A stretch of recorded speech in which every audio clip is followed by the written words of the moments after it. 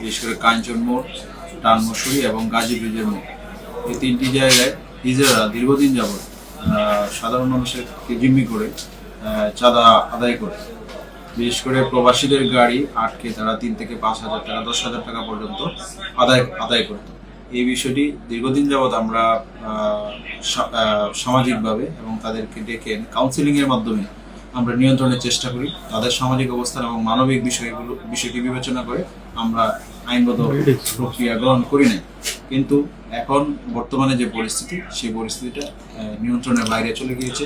বিশেষ করে গত 2 দিন পূর্বে কাঞ্চন এলাকায় একজন প্রবাসীকে মারাত্মকভাবে পিটিয়ে আহত করে চাঁদার দাবিতে।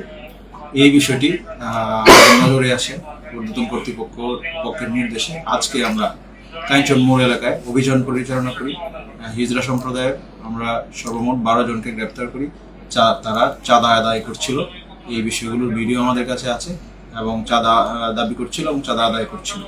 এইরকম অভিযোগের প্রেক্ষিতে আমরা তাদেরকে গ্রেপ্তার করি এবং তাদের বিরুদ্ধে চাঁদা দাবি এবং চাঁদা আদায়ের মামলা রূপগঞ্জ থানায় রুজু হয়েছে এবং যথাযথ আইনি প্রক্রিয়া তাদেরকে বিজ্ঞ আদালতে প্রেরণ করা হবে।